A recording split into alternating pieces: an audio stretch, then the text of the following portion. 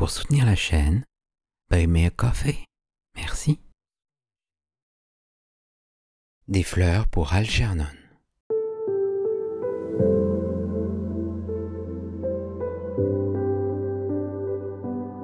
De Daniel Keyes.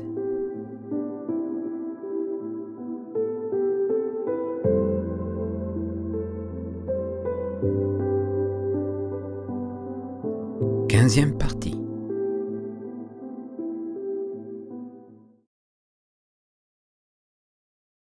« 26 août. Lettre au professeur Nemur. Copie.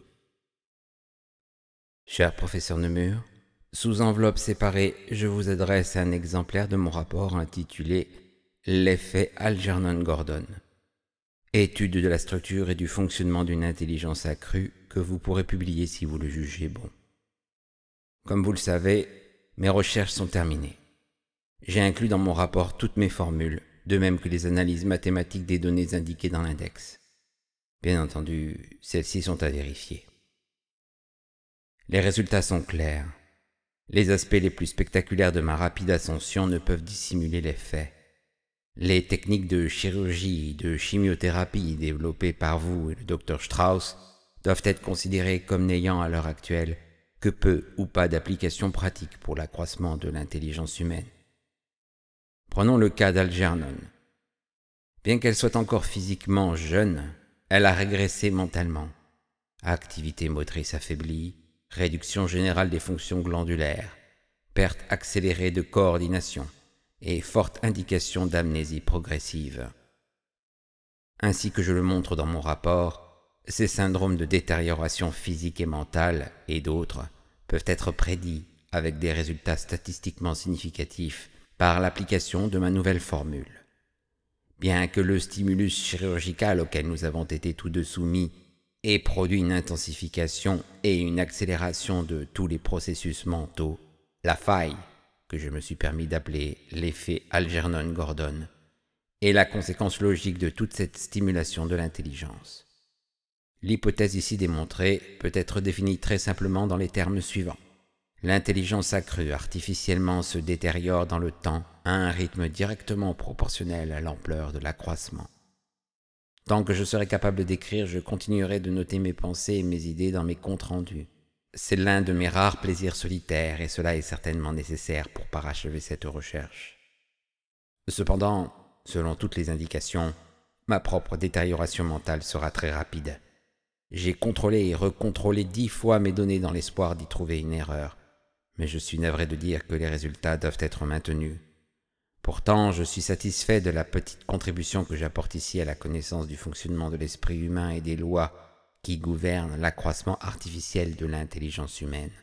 L'autre soir, le Dr Strauss disait que l'échec d'une expérience, la réfutation d'une théorie, était aussi important pour l'avancement de la connaissance que l'est un succès. Je sais maintenant que c'est vrai.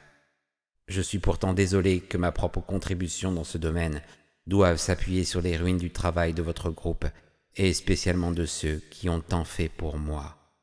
Très sincèrement, Charles Gordon. Inclus rapport. Copie Dr Strauss, Fondation Welberg. 1er septembre. Il ne faut pas que je m'affole. Bientôt apparaîtront des signes d'instabilité émotionnelle et de perte de mémoire, les premiers symptômes de la faim. Pourrais-je les reconnaître chez moi? Tout ce que je peux faire maintenant, c'est de continuer à noter mon état mental aussi objectivement que possible, en me souvenant que ce journal psychologique sera le premier du genre, et peut-être le dernier. Ce matin, Nemur a envoyé Burt avec mon rapport et les données statistiques à l'université Halston, afin que les plus grandes autorités dans ce domaine vérifient mes résultats et l'application de mes formules. Toute la semaine dernière, Burt a été chargé d'examiner minutieusement mes expériences et mes graphiques méthodologiques. Je ne devrais vraiment pas être choqué de leurs précautions. Après tout, je ne suis qu'un néophyte dans leur domaine, et il est difficile à Nemur d'admettre que mes travaux le dépassent. Il en était venu à croire au mythe de sa propre autorité, et finalement, je ne suis qu'un intrus. Je ne me soucie plus de ce qu'ils pensent, et pas davantage de ce que n'importe lequel d'entre eux pense. Je n'ai plus le temps. Le travail est fait, les données sont établies, et il ne reste plus qu'à voir si j'en ai projeté avec précision la courbe sur les éléments chiffrés du cas Algernon pour prédire ce qui va m'arriver à moi. Alice a pleuré quand je lui ai fait part de ces nouvelles. Puis elle s'est enfuie en courant. Il faut que je la convainque qu'il n'y a aucune raison pour elle de se sentir coupable. 2 septembre. Rien encore de bien défini. Je marche dans un grand silence de lumière blanche. Tout autour de moi est en attente. Je rêve que je suis seul au sommet d'une montagne, que je contemple le panorama, des verts, des jaunes, et le soleil à la verticale, qui réduit mon ombre à une boule resserrée autour de mes pieds. Quand le soleil baisse dans le ciel de l'après-midi, l'ombre se déroule et s'étire vers l'horizon, longue et mince, loin derrière moi. Je tiens à répéter ici ce que j'ai déjà dit au docteur Strauss. Personne n'est à blâmer en quoi que ce soit de ce qui est arrivé. L'expérience a été minutieusement préparée, largement essayée sur des animaux et validée statistiquement. Lorsqu'ils décidèrent de se servir de moi pour le premier essai humain, ils étaient raisonnablement certains que cela n'entraînerait aucun danger physique. Il n'existait aucun moyen de prévoir les risques psychologiques. Je ne veux pas que quiconque ait à pâtir de ce qui m'arrive. Ne reste à présent qu'une seule question. Que puis-je espérer conserver ? 15 septembre. Nemur dit que mes résultats ont été confirmés. Cela signifie que la faille est fondamentale et remet toute l'hypothèse en question. Un jour, peut-être, aura-t-on le moyen de surmonter ce problème, mais ce moment n'est pas encore venu. J'ai déconseillé de faire d'autres essais sur des êtres humains avant que les choses soient clarifiées par des recherches supplémentaires sur des animaux. Mon sentiment personnel est que la voie la plus fructueuse de recherche sera celle que suivent les savants qui étudient les déséquilibres hormonaux. Comme dans tant d'autres cas, le temps est le facteur clé. Rapidité dans la découverte de la déficience, rapidité dans l'administration des succédanés hormonaux. J'aimerais pouvoir collaborer à ces travaux et à la recherche de radioisotopes qui pourraient être utilisés pour le contrôle local au niveau du cortex. Mais je sais maintenant que je n'en aurai pas le temps. 17 septembre. J'ai des absences de mémoire. Je range des objets sur mon bureau ou dans les tiroirs des tables du labo, et quand je ne peux pas les retrouver, je me mets en colère et je fais des scènes à tout le monde. Seraient-ce les premiers signes ? Algernon est morte voici 2 jours. Je l'ai retrouvée à 4h30 du matin, en revenant au labo après avoir erré sur les quais. Elle était couchée sur le côté, dans le coin de sa cage, les pattes tendues, comme si elle courait dans son sommeil.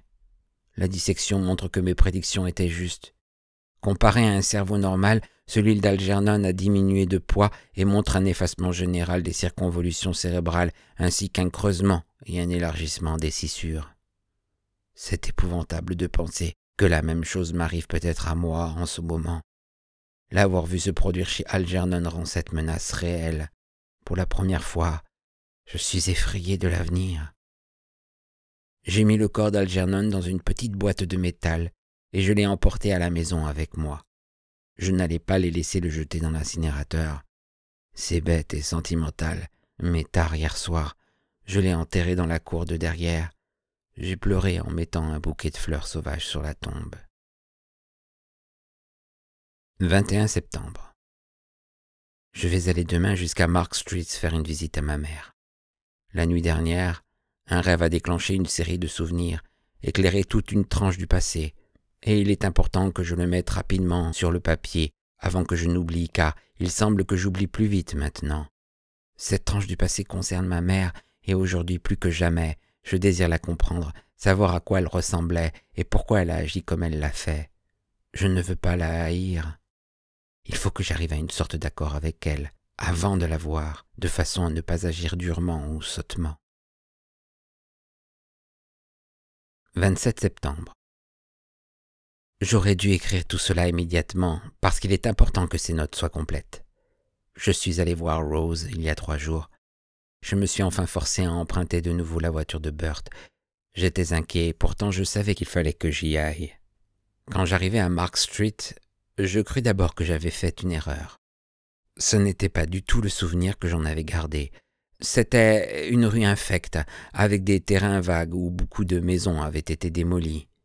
Sur le trottoir, un réfrigérateur abandonné avait sa porte arrachée, et dans le ruisseau, un vieux sommier éventré perdait ses tripes de fil de fer. Certaines maisons avaient des fenêtres bouchées avec des planches, d'autres ressemblaient plus à des baraquements raccommodés qu'à des habitations. Je rangeai la voiture à un bloc de la maison, et j'y allais à pied.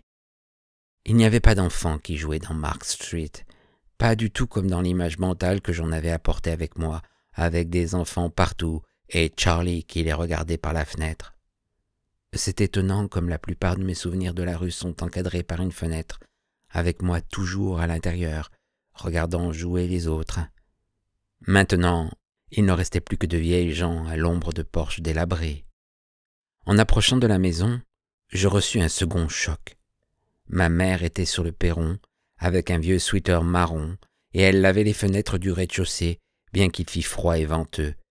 Elle s'affairait comme toujours, pour montrer aux voisins quelle bonne épouse et quelle bonne mère elle était. Le plus important avait toujours été ce que les autres pensaient. Les apparences passaient avant elle et sa propre famille. Elle en faisait une vertu. Bien des fois, Matt avait répété que ce que les autres pensaient de vous n'était pas la seule chose qui comptait dans la vie, mais cela ne servait de rien. Norma devait être bien habillée, la maison devait être bien meublée. Charlie devait être gardé à l'intérieur afin que les autres ne sachent pas qu'il n'était pas tout à fait normal. À la porte, je m'arrêtai un instant pour la regarder, tandis qu'elle se redressait pour reprendre son souffle. Voir son visage me fit trembler, mais ce n'était pas le visage dont j'avais tellement cherché à me souvenir. Ses cheveux étaient devenus blancs avec des mèches gris-fer, et la peau de ses joues maigres s'était ridée. La sueur luisait sur son front. Elle m'aperçut et me regarda à son tour. J'aurais voulu regarder ailleurs, retourner d'où je venais, mais je ne le pouvais pas après m'être avancé si loin. Je demanderais simplement mon chemin, prétendant être perdu dans un quartier que je ne connaissais pas. C'était assez de l'avoir vue, mais tout ce que je fis, ce fut de rester là, attendant qu'elle se décide la première. Et tout ce qu'elle fit, ce fut de rester là et de me regarder. « Avez-vous besoin de quelque chose ?» Sa voix rauque éveilla un net écho dans les couloirs de ma mémoire. J'ouvris la bouche, mais il n'en sortit rien. Mes lèvres remuaient, je le sentais, et je luttais pour émettre un son pour lui parler, parce que, à ce moment, je vis une lueur de reconnaissance dans ses yeux. Ce n'était pas du tout ainsi que je voulais qu'elle me voie, pas là, debout devant elle, bêtement, incapable de me faire comprendre, mais ma langue continuait de s'emmêler comme un énorme nœud, et j'avais la bouche sèche. Finalement, un son sortit, pas ce que j'aurais voulu. J'avais projeté de dire quelques paroles apaisantes et encourageantes afin d'être maître de la situation et d'effacer tout le passé douloureux. Mais tout ce qui sortit de ma gorge desséchée, ce fut « Ma... » Avec tout ce que j'avais appris, toutes les langues que je savais, tout ce que je pus lui dire, tandis qu'elle était là, debout sur le perron et me regardait, ce fut « Ma... » comme un agneau assoiffé en train de téter. Elle s'essuya le front avec le bras et fronça les sourcils, comme si elle ne pouvait pas bien me voir nettement. Je franchis la porte et avançai vers les marches du perron. Elle recula. Je ne sus pas d'abord si elle m'avait reconnu ou non, mais à ce moment elle s'exclama « Charlie !» Elle ne le cria pas, ne le murmura pas. Elle le lâcha simplement, suffoquée comme quelqu'un qui sort d'un rêve. « Maman !» fis-je, montant les marches. « C'est moi !»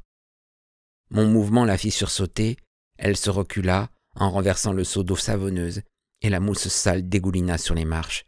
« Que fais-tu ici ?»« Je voulais simplement te voir, te parler. » À cause de ma langue toujours emmêlée, ma voix sortait différente de ma gorge, avec un ton pleurard, épais, comme je parlais sans doute il y a longtemps. « Ne t'en vas pas !» l'implorai-je. « Ne me fuis pas !» Mais elle était entrée dans la maison et avait fermé la porte à clé. Un instant plus tard, je la vis qui me regardait d'un air terrifié derrière le léger rideau blanc de la vitre de la porte. Sans que je les entende, ses lèvres articulaient. « Va-t'en! Laisse-moi tranquille !» Pourquoi? Qui se croyait-elle pour me réunir ainsi? De quel droit se détournait-elle de moi? « Laisse-moi entrer! Je veux te parler! Laisse-moi entrer !» Je frappai si fort sur la vitre de la porte qu'elle se fêla, que le verre fendu m'accrocha la peau. Elle dut croire que j'étais devenu fou et que j'étais venu pour lui faire du mal. Elle lâcha la porte et s'enfuit dans le hall qui conduisait à l'appartement. Je poussai de nouveau. Le loquet céda et ne m'attendant pas à cette ouverture soudaine, je perdis l'équilibre et tombai dans le vestibule. Ma main saignait de la blessure causée par la vitre que j'avais brisée, et ne sachant quoi faire d'autre, je la mis dans ma poche pour empêcher que le sang ne salisse le linoléum tout frais nettoyé. J'avançai davantage, au-delà de l'escalier que j'avais vu si souvent dans mes cauchemars. J'avais été bien des fois poursuivi dans ce long escalier étroit par des démons qui m'attrapaient par les jambes et m'entraînaient dans la cave, tandis que j'essayais de crier, sans pouvoir, m'en mêlant la langue et m'étranglant, comme les garçons muets de l'asile Warren. Les gens qui habitaient au premier, nos propriétaires, les Mayer, avaient toujours été gentils pour moi. Ils me donnaient des bonbons et me laissaient venir m'asseoir dans leur cuisine et jouer avec leurs chiens. J'aurais voulu les voir, mais sans qu'on me l'ait dit, je savais qu'ils étaient partis et morts et que des étrangers vivaient en haut. Cette voie m'était fermée à jamais.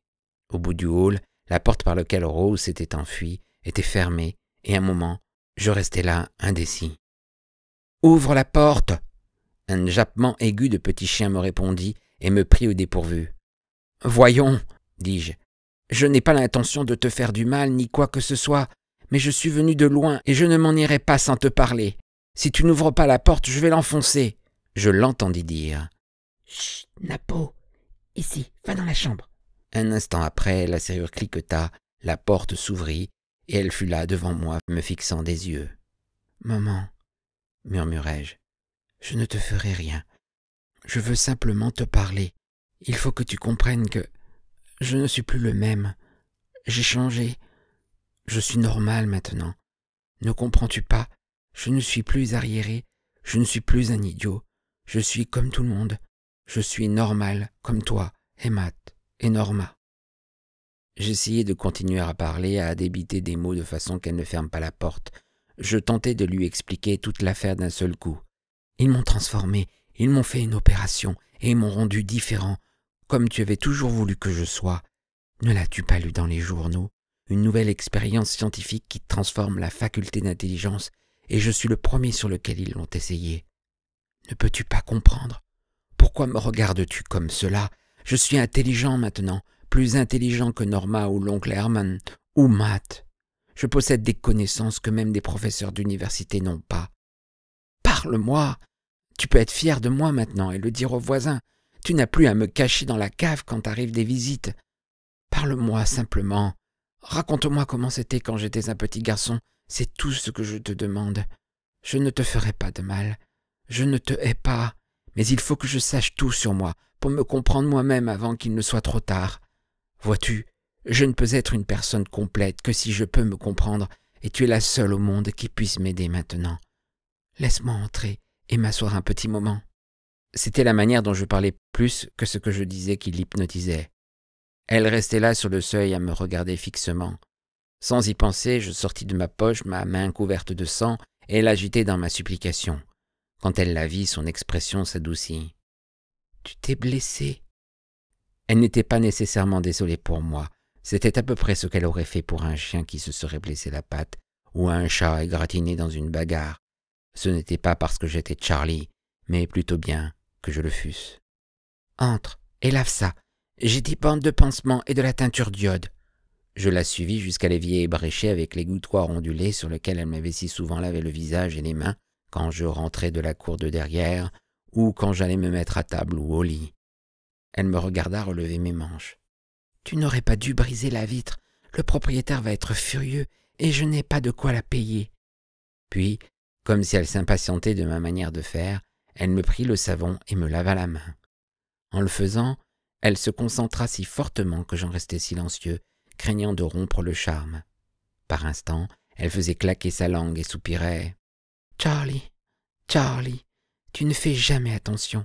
Quand est-ce que tu apprendras à être soigneux? » Elle était revenue 25 ans en arrière quand j'étais son petit Charlie et qu'elle était prête à se battre pour que j'aie ma place dans le monde. Lorsque le sang fut lavé et qu'elle eut essuyé mes mains avec des serviettes en papier, elle leva les yeux sur mon visage et ses yeux s'arrondirent d'effroi. « Oh mon Dieu !» souffla-t-elle en se reculant. Je me remis à parler, doucement, d'un ton persuasif, pour la convaincre que tout allait bien et que je ne lui voulais pas de mal. Mais tandis que je lui parlais, je pouvais voir que son esprit était à la dérive. Elle regarda vaguement autour d'elle, porta la main à sa bouche et gémit en levant de nouveau son regard sur moi. « La maison est dans un tel désordre, dit-elle. Je n'attendais pas de visite. Regarde ces carreaux et cette boiserie là-bas. Mais cela va très bien, maman. Ne t'inquiète pas de cela. Il faut que je cire de nouveau ces parquets. Ils devraient briller. » Elle aperçut quelques empreintes de doigts et, prenant un chiffon, elle les fit disparaître. Quand elle releva les yeux et vit que je l'observais, elle fronça le front. « Es-tu venu pour la note d'électricité ?» Avant que je puisse l'assurer que non, elle agita son doigt comme pour me réprimander. « J'enverrai un chèque le 1er du mois, mais mon mari est en voyage pour affaires. Je leur ai dit de ne pas s'inquiéter pour l'argent. Ma fille touche sa paye cette semaine et nous pourrons régler toutes nos factures. Ce n'est donc pas la peine de m'ennuyer pour l'argent. »« Votre fille est-elle votre seul enfant? N'en avez-vous pas d'autre ?» Elle sursauta, puis ses yeux regardèrent dans le lointain. « J'avais un garçon, si brillant que toutes les autres mères en étaient jalouses, et elles ont jeté le mauvais œil sur lui. On appelle cela le QI maintenant, mais c'était le mauvais QI. Il aurait été un grand homme si ce n'avait été cela. Il était réellement très brillant, exceptionnel, disait-on. Il aurait pu être un génie. » Elle prit une brosse. « Excusez-moi maintenant, il faut que je fasse le ménage. Ma fille a invité un jeune homme à dîner, et il faut que tout soit propre ici. » Elle se mit à genoux et commença à astiquer le plancher déjà luisant, et elle ne me regarda plus. Elle marmottait pour elle seule, et je m'assis à la table de la cuisine. J'attendrai jusqu'à ce qu'elle se reprenne, qu'elle me reconnaisse et comprenne qui j'étais. Je ne pouvais pas m'en aller avant qu'elle sache que j'étais son Charlie. Il fallait que quelqu'un comprenne. Elle s'était mise à chantonner tristement, mais elle s'arrêta, sa serpillière à mi-chemin entre le seau et le plancher, comme si elle sentait soudain une présence derrière elle. Elle se tourna, le visage las, les yeux luisants, et dressa la tête. « Comment cela se fait-il? Je ne comprends pas. Ils m'avaient tous dit qu'on ne pourrait jamais te changer. » « Ils m'ont fait une opération et cela m'a changé. Je suis célèbre maintenant. On a entendu parler de moi dans le monde entier. Je suis intelligent à présent, maman. Je peux lire et écrire et je peux... »« Merci, mon Dieu, » murmura-t-elle. « Mes prières ont été exaucées. Et pendant toutes ces années, je pensais qu'il ne m'entendait pas, mais il m'écoutait tout le temps. Il n'attendait que son heure pour manifester sa volonté. » Elle s'essuya le visage avec son tablier et quand je mis mon bras autour d'elle, elle pleura abondamment sur mon épaule. Tous les chagrins étaient effacés et j'étais heureux d'être venu. « Il faut que je le dise à tout le monde, » dit-elle avec un sourire, « à toutes ces maîtresses à l'école. Oh, attends de voir leur figure quand je vais leur dire. Et les voisins, et l'oncle Herman. Il faut que je le dise à l'oncle Herman. Il sera si content. Et attends que ton père entre à la maison. Et Norma. Oh, elle sera si heureuse de te voir. Tu n'en as pas idée. » Elle me serrait dans ses bras, s'animait en parlant, faisait des projets pour la nouvelle vie que nous allions avoir ensemble. Je n'avais pas le cœur de lui rappeler que presque toutes les maîtresses de mon enfance étaient parties de cette école, que les voisins avaient déménagé depuis longtemps, que l'oncle Herman était mort depuis bien des années et que mon père l'avait quitté. Le cauchemar de tout ce passé lui avait été suffisamment douloureux. Je voulais la voir sourire et savoir que j'avais été celui qui l'avait rendue heureuse. Pour la première fois de ma vie, j'avais amené un sourire sur ses lèvres. Puis, au bout d'un moment, elle marqua un temps pensivement, comme si elle se rappelait quelque chose. Je sentis que son esprit allait divaguer. « Non !» m'écriai-je en la faisant revenir à la réalité en sursaut. « Attends, maman, ce n'est pas tout ce que je veux te dire avant de m'en aller. »« T'en aller ? Tu ne peux pas t'en aller maintenant. »« Il faut que je m'en aille, maman. J'ai des choses à faire. Mais je t'écrirai et je t'enverrai de l'argent. »« Mais quand reviendras-tu ? » ?»« Je ne sais pas encore. Mais avant que je m'en aille, je veux te donner cela. »« Un magazine ? » ?»« Pas exactement. C'est un rapport scientifique que j'ai écrit. Très technique. Regarde, il est intitulé « L'effet Algernon Gordon ». Une découverte que j'ai faite et qui porte en partie mon nom. Je veux que tu gardes cet exemplaire de mon rapport de manière que tu puisses montrer aux gens que ton fils a finalement été autre chose qu'un simple d'esprit. Elle secoua la tête et considéra la brochure avec un respect timide. C'est ton nom. Je savais que cela arriverait. J'avais toujours dit que cela arriverait un jour. J'ai tenté tout ce que j'ai pu. Tu étais trop jeune pour t'en souvenir, mais j'ai tout fait. Je leur ai dit à tous que tu irais au collège et que tu deviendrais un homme qui compterait dans le monde. Ils riaient, mais je leur disais. » Elle me sourit à travers ses larmes, puis un moment après, elle ne me regarda plus. Elle ramassa son chiffon et se mit à nettoyer la boiserie autour de la porte de la cuisine en chantonnant, plus gaiement me sembla-t-il, comme dans un rêve. Le chien aboya de nouveau. La porte d'entrée s'ouvrit et se referma. « Ça va, Napo, ça va, c'est moi », dit une voix au chien qui sautait joyeusement contre la porte de la chambre. J'étais furieux d'être là pris au piège. Je n'avais pas envie de voir Norma. Nous n'avions rien à nous dire, et je ne voulais pas que ma visite soit gâchée. Il n'y avait pas de porte de derrière. Le seul moyen serait de sauter par la fenêtre dans la cour et de passer par-dessus la clôture, mais quelqu'un pourrait me prendre pour un cambrioleur. Quand j'entendis la clé tourner dans la serrure, je chuchotai à l'oreille de ma mère, je ne sais pas pourquoi. « Norma est rentrée. » Je lui touchai le bras, mais elle ne m'entendit pas. Elle était trop occupée à chantonner en nettoyant la boiserie. La porte s'ouvrit. Norma me vit et fronça les sourcils. Elle ne me reconnut pas d'abord. Il faisait sombre. L'électricité n'avait pas été allumée. Elle posa le sac de provisions qu'elle portait, appuya sur le commutateur. « Qui êtes-vous » Mais avant que je puisse répondre, elle porta la main à sa bouche et s'appuya contre la porte. « Charlie !» Elle le dit comme ma mère l'avait prononcé, d'une voix étouffée. Elle ressemblait à ce qu'avait été ma mère, maigre, les traits aigus, jolie à la manière d'un oiseau. « Charlie, mon Dieu, quel coup! Tu aurais pu écrire ou téléphoner pour me prévenir. Je ne sais que dire. » Elle regarda ma mère assise sur le plancher près de l'évier. « Elle va bien. Tu ne lui as pas donné un choc ou… » Elle est sortie un moment de cet état. Nous avons eu une petite conversation. « Cela me fait plaisir. Elle ne se souvient plus de grand-chose ces temps-ci. C'est son âge, la sénilité. Le docteur Portman veut que je la mette dans un hospice, mais je ne peux pas m'y résoudre.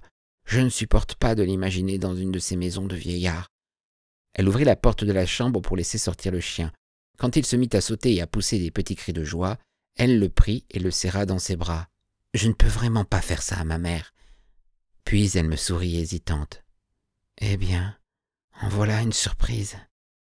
Je n'en aurais jamais rêvé. Laisse-moi te regarder. Je ne t'aurais pas reconnu si je t'avais croisé dans la rue. Tu es si différent. » Elle poussa un soupir. « Je suis contente de te voir, Charlie. »« L'es-tu ? Je n'aurais pas cru que tu aurais envie de me revoir. »« Oh, Charlie !» Elle me prit mes mains dans les siennes. « Ne dis pas cela. Je suis contente de te voir. Je t'attendais.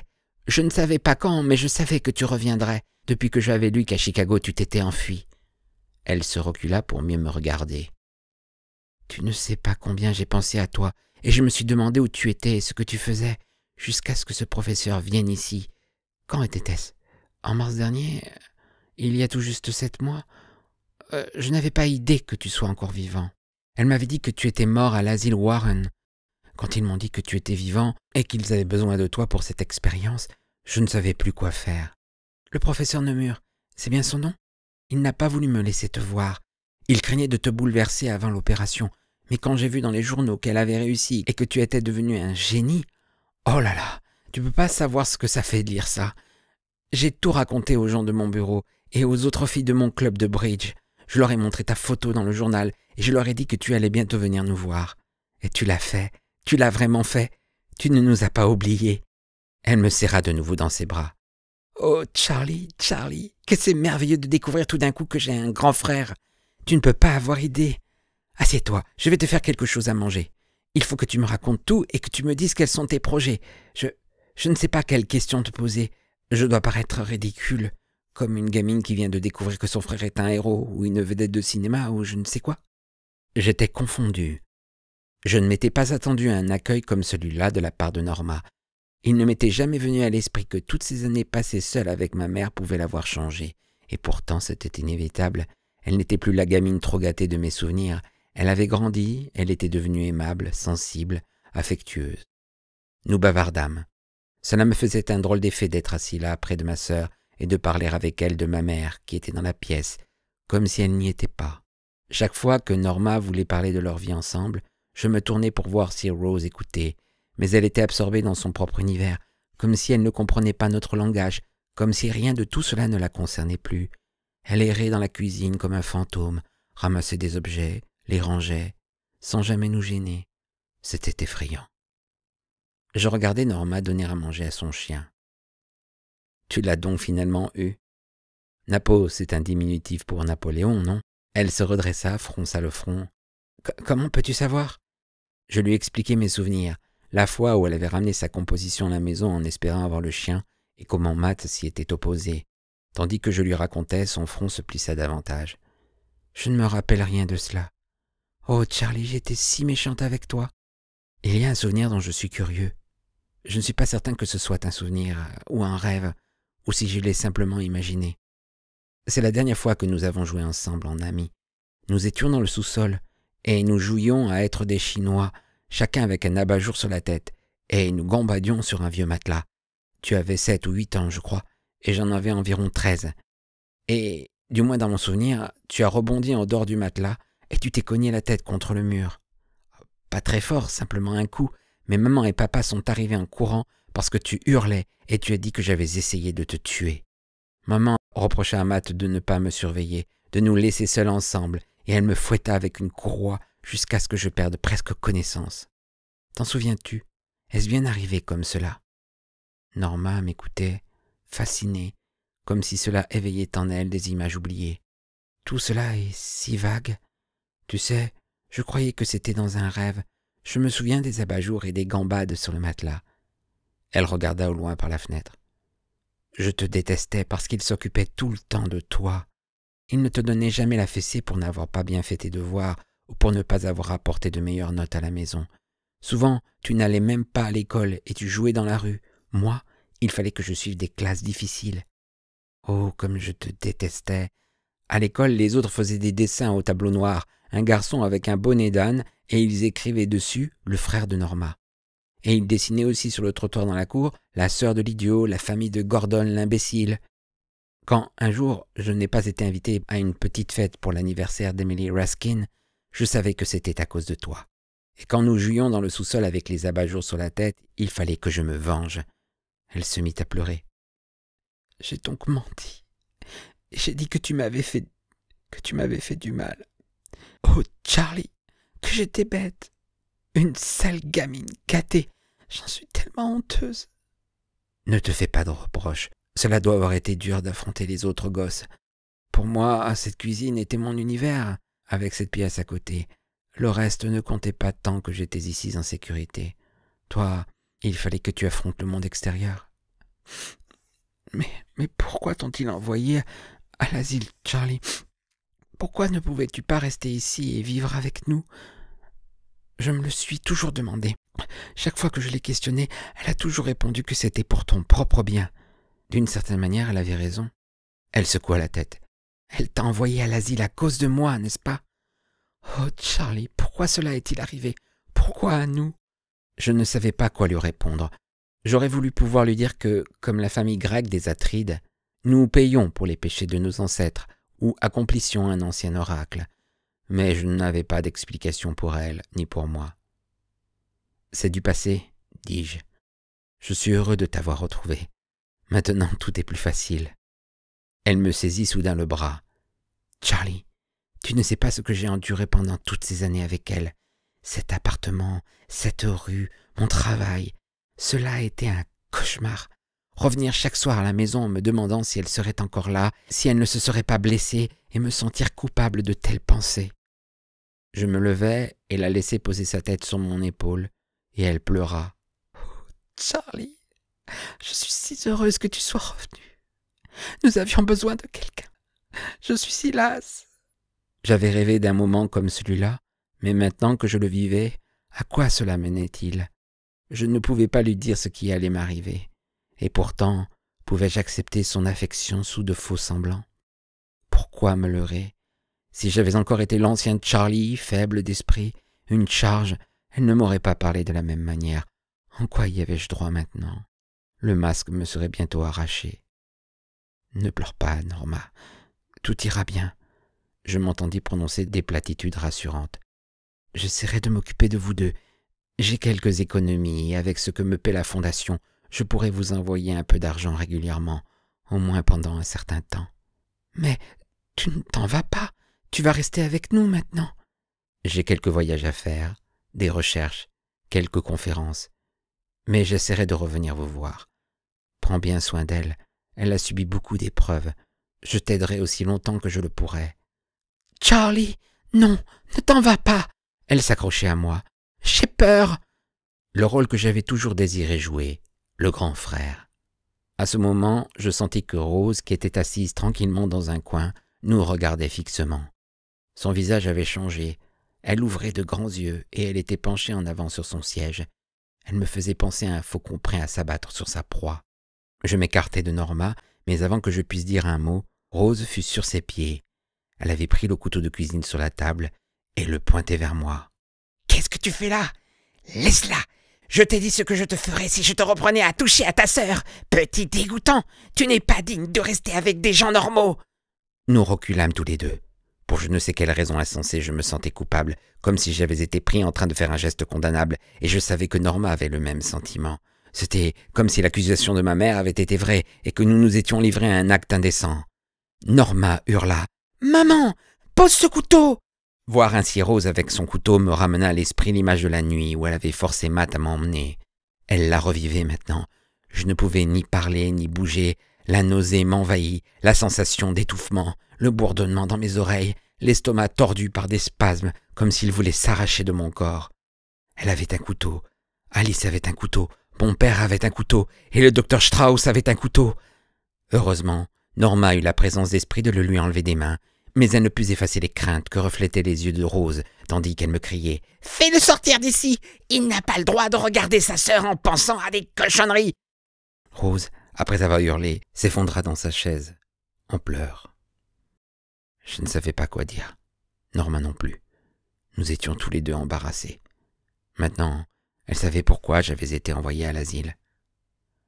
Je me demandais si j'avais jamais fait quoi que ce soit qui justifiât les craintes de ma mère. Je n'en avais aucun souvenir, mais comment pouvais-je être certain qu'il n'y eût pas d'horribles pensées réprimées derrière les barrières de ma conscience tourmentée, dans des couloirs murés, au-delà d'impasses que mon regard n'atteindrait jamais. Peut-être l'ignorerais-je toujours. Quelle que soit la vérité, je ne peux pas haïr Rose d'avoir protégé Norma. Je dois comprendre la manière dont elle voyait cela, car si je ne lui pardonne pas, je n'aurai plus rien. Norma était tremblante. « Ne t'inquiète pas, » lui dis-je. Elle ne sait pas ce qu'elle fait. Ce n'était pas contre moi qu'elle était en rage, c'était contre l'ancien Charlie. Elle avait peur de ce qu'il aurait pu te faire. Je ne peux pas lui reprocher d'avoir voulu te protéger, mais nous n'avons plus à penser à cela, car il a disparu pour toujours, n'est-ce pas? Elle ne m'écoutait pas. Son visage avait pris une expression songeuse. Je viens d'éprouver une de ces impressions bizarres qu'on a au moment où se produit un événement et où l'on a la sensation qu'on sait que cela va arriver, comme si c'était déjà arrivé, exactement de la même manière, et qu'on le voit se dérouler de nouveau. C'est une impression très fréquente. Elle secoua la tête. Là, sur le moment, quand je l'ai vu avec ce couteau, cela était comme un rêve que j'aurais eu il y a très longtemps. À quoi servait de lui dire que, étant enfant, elle avait sans doute été réveillée cette nuit-là et qu'elle avait vu toute la scène de sa chambre, puis l'avait repoussée et déformée dans sa mémoire, jusqu'à ce qu'elle la considère comme une illusion extravagante. Aucune raison de l'accabler de la vérité. Elle aurait suffisamment de peine avec ma mère dans l'avenir. J'aurais été heureux de la délivrer de ce fardeau et de cette douleur, mais cela n'avait pas de sens de commencer une entreprise que je ne pourrais achever. Il me faudrait vivre en subissant ma propre affliction. Il n'y avait aucun moyen d'arrêter le sable de ce que je savais de mon avenir, dans le sablier de mon esprit. Il faut que je m'en aille maintenant. Prends bien soin de toi et d'elle, dis-je en lui serrant les mains. Napoléon aboya après moi quand je sortis. Je me contins aussi longtemps que je pus, mais quand j'atteignis la rue, ce ne fut plus possible.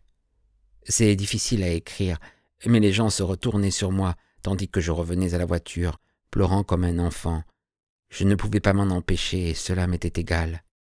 Tout en marchant, se réverbéraient en écho dans ma tête, au rythme d'un bourdonnement, ces paroles ridicules. Three blind mice, see how they run, see how they run. They all run after the farmer's wife, who cut her the dates with a carving knife. Did you ever see such a thing in your life as 3 blind mice? J'essayais de ne pas entendre, mais en vain. Et quand je me retournai vers la maison, j'aperçus le visage d'un petit garçon qui me regardait, la joue pressée contre un carreau de la fenêtre.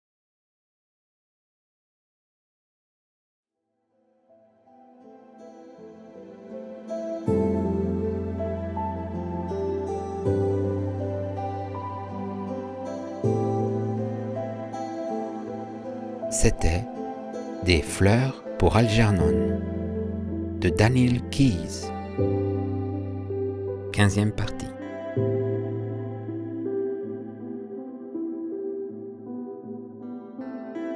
Si vous avez apprécié cette lecture, merci de liker, commenter et de vous abonner à la chaîne.